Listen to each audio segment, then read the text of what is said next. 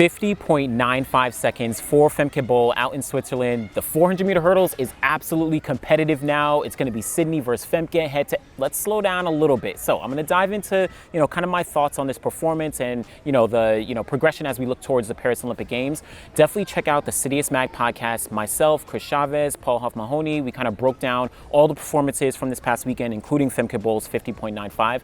But I want to dive a little bit deeper here and talk about some of the implications and kind of respond to the competition between Femke as well as Sydney. So first off, 50.95 seconds for Femke Bol out in Switzerland. Of course, this meet is famous for being at altitude and, seeing some high quality performances across the board from a lot of athletes. But I still think this was an amazing performance. One thing to take into account is this 50.95 improves on her previous best of 51.45 from, all the way from last year in 2023. And this gives her the number 3 performance all time, only behind, of course, Sydney's world record, 50.65, as well as her second place, previous world record, 50.68 seconds. So this really is a big step forward for Femke Bol. You're talking about half a second improvement on her previous personal best. Now she's sub 51. I, of course, have been saying that Femke Bol could go sub 51 seconds. I thought that she would do it last year in Budapest. I also thought that, she was on track to do it this year, but I actually didn't think that she would do it this early in the season, or at least prior to the Paris Olympic Games. I figured she might do it in Paris, getting pulled along by Sydney. But she, of course, is quote unquote ahead of schedule from at least where I predicted.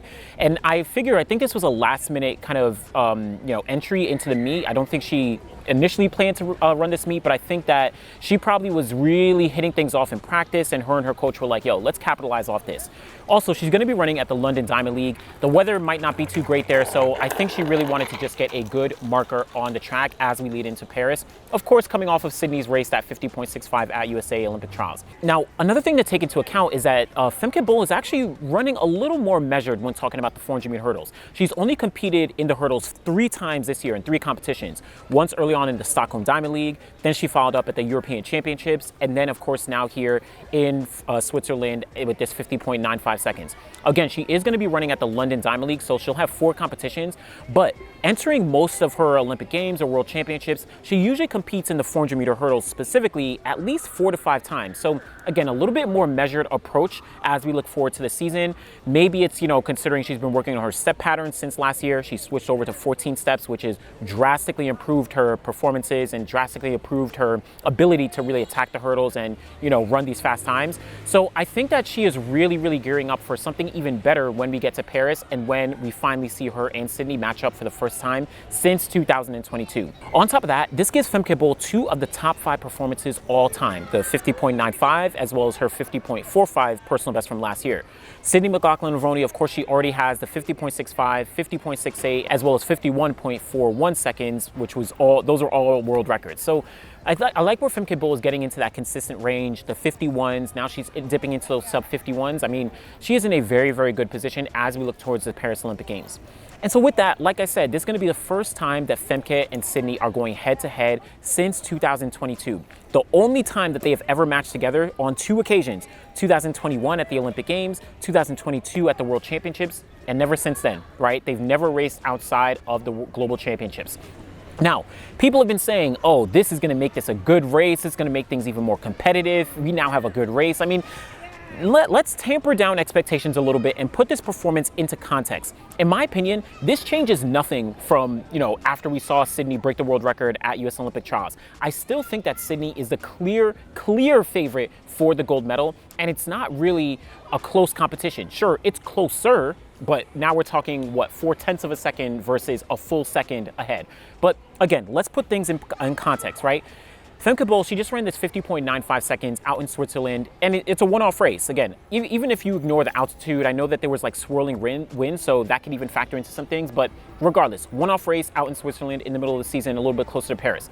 Sydney McLaughlin-Levrone, she just ran 50.65 seconds after rounds at an Olympic trials. You're talking about after 3 rounds being able to drop that 50.65, and that's a little bit earlier in the season. Now, it's only a couple weeks removed from USA's, but just the fact that she was able to run a little bit earlier, a little bit faster, and it's a little bit after rounds. So those are some things I'm kind of taking into consideration when comparing the 2 performances. On top of that, Sydney has also run her 2 50-second races with kind of 2 different race patterns, which plays into her ability to kind kind of switch things up or play with a couple different race models, right? Her 50.68 second, and I'll put the kind of splits up on the screen here. Shout out to, I think, PJ Vasil. But she was able to really kind of hammer it out from the gun, right? Go guns blazing from the start. And then the last 100 meters, she was kind of able to just hold on and really, you know, push through as much as possible to make sure she doesn't die. When she ran this 50.65 recently, she actually really took it out a lot more measured relative to her previous race. But then she absolutely turned on the jets in that last 100 meters. It almost is like she just woke up in the coming off the, what, 8th hurdle or so to be able to really turn things up. So that, again, plays into the fact that Sydney is able to run 50 seconds with a couple different race models, whereas Femke, we've only seen her run this 50 seconds once, so still determining, you know, is she going to be able to either replicate this exact race model, or does she have room to be able to play with things? But again, just plays into the fact Sydney has actually experienced 50 seconds in a couple different scenarios. Femke still has yet to actually do that. So that's kind of another factor. The other thing that I've kind of been seeing a lot is, oh, Femke is at 50.9. It's only 0.3 away from Sydney. Sydney better watch out, or, you know, it's going to be close. But again, this assumes that what? Femke is going to improve to 50.6 and then Sydney's going to make 0 improvement, which isn't realistic, right? Why would Femke be the only one to improve, but then assume that Sydney wouldn't make any improvements, right? Yes, Sydney, of course, may not make as drastic of an improvement because she's kind of already switched over in terms of her step pattern. She's practiced with the 100-meter hurdles previously, so we've seen the big drops for her. Femke is now making those big drops, but it's kind of a little bit naive to say that only Femke is going to improve, whereas Sydney's not going to improve. Or even vice versa, where, you know, oh, if Sydney makes a mistake, then Femke is going to be able to capitalize and take advantage. But it's the same thing, right? Is it that only Sydney can make a mistake and Femke can't make any mistakes, right? I'm not sure either one is more prone to mistakes or not. For example, at the Tokyo Olympic Games, when Sydney broke the world record, you know, just ahead of Dalilah Muhammad, you know, Sydney, I think she kind of stuttered a little bit going up to hurdle 9, or even Doha 2019, I think coming up to hurdle 8, that's when she really kind of lost the race off that hurdle because she was stuttering and didn't clear it properly. But the same thing happened with Femke actually just in this race, right? Where she stuttered just a little bit coming up to hurdle 10. So each of them can make mistakes. Now, again, with that, you can say, oh, maybe Femke stuttered, so maybe she could have run a little bit faster. But I think it goes both ways. Cindy can run a little bit faster and significantly improve. Femke can run a little bit faster and significantly improve as well. Both can make mistakes. So I can't say that one is more prone to mistakes more than the other, right? And obviously their progressions are different, right? I think Femke is a year or two younger than Sydney, but you know, I think it's hard to tell. Each of these athletes is different, but I'm just going to assume that they're both going to be able to make progression, especially when we're talking about the Olympic Games and especially when we're talking about the biggest stage. I think Sydney is going to be able to, you know, improve her 50.65. I think Femke is going to be able to improve her 50.95. So what does this mean for Paris? What is it that we should expect maybe time-wise when we look towards the Paris Olympic Games in the 400-meter hurdles? For me personally, I expect probably about 50 low to win the gold medal, anywhere from like 50.3 all the way down to maybe 49.9. Now, I know it's maybe easy to predict that, you know, Sydney's going to run, I don't know, she's going to make another drastic drop, run 49.7 or 49.6. I don't know if that's actually going to happen. I would love for it to happen, but being realistic, right, when we start to reach an upper limit, right, of these world records and of these performances, it maybe gets a little bit trickier to be able to make these drastic improvements. I can't imagine her just making consistent improvements until she gets down to 48s in the 400-meter hurdles. Again, I would love to be wrong, but I'm not sure I see that right now.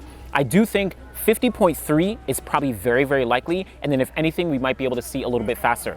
That's what I think for Sydney. For Femke Bol, I think that Femke has the potential to get down to 50.6, similar to, you know, what Sydney ran.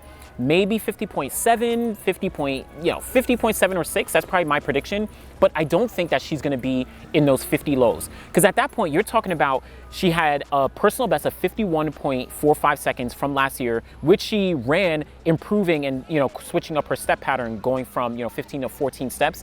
And then she just improved by half a second, getting down to 50.95 seconds. It's hard for me to say that she's gonna improve down almost a full second down to what, 50.3, 50.2, right? We're talking about 7/10 of a second at that point. Apologies, ice cream truck behind me. But I think that, you know, we're probably gonna see Sydney run 50.3 or better, down to maybe 49.9. And then Femke Bol, I think she's gonna be able to drop a 50.7, 50.6. These are just my predictions. Obviously, I'm not in practice with them. Obviously, I don't know exactly what's going on, you know, in their training and preparation for the Olympics. But based on what we've seen, I think we can expect some gradual progress for both of these women.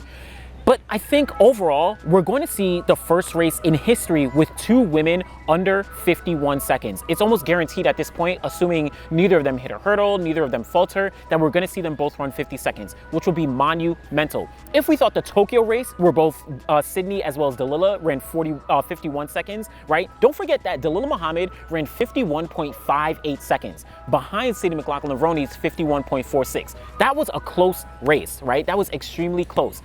So I think that Femke can get down to the 50s, right? 50.6. I don't know if it's going to be close. I expect, again, 50.3 or better for Sydney, but it's going to be a really, really good race between these 2 women, the greatest of all time. Behind them, maybe we could see another woman, you know, get the bronze medal running sub 52 seconds. We've seen someone like Rochelle Clayton, right? And a Cockrell. We've seen a couple women in the mid 52 range, but it's going to be very challenging. I don't know. Let me know what you think. Do you think that this race should be more competitive than it is on paper, where Sydney is running 50.6, Femke is running 50.9? Do you think it's actually a little bit closer than it looks? Or do you think it's still far apart and Sydney McLaughlin-Levrone is a clear favorite in the 400-meter hurdles?